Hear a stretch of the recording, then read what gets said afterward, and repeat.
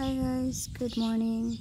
Tara samahan niyo akong pumasyal dito sa aking munting farm. So ito na yung aking tanim na ampalaya, malalaki na.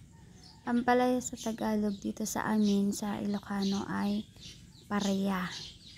Yan, ampalayang haba itong aking tinanim. So ayan, malalaki na nga sila. So ito naman yung aking sili. Yan, may mga bunga-bunga na siya. Siling green.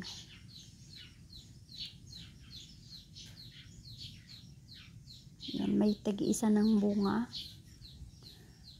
So ayan, 3 lines lang siya. So ito naman yung aking talungan. Pinapaararo ko sa gitna niya kasi may mga damo-damo ng tumubo.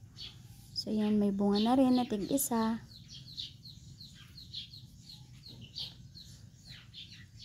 51 days na itong aking talong.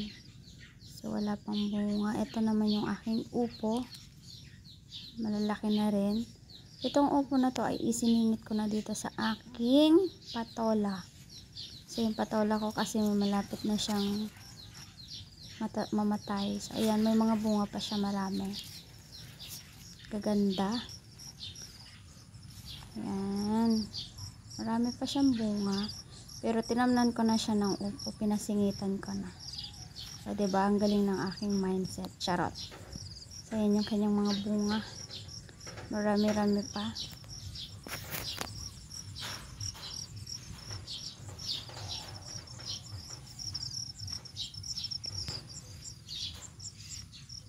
Marami pa tayong na-harvest dito.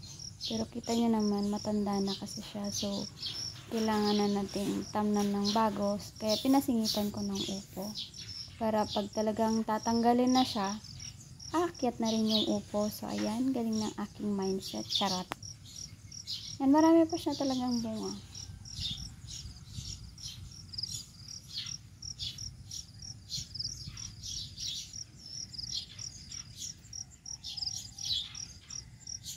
Mga nakalawit-lawit na bunga.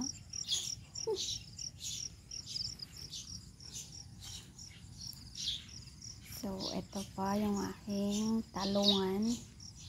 Pinapaararo ko nga siya. Marami na kasing damo sa gitna. So, kailangan natin patayin yung damo. Kasi, pagtataguan ng mga uod at insekto. So, ayan.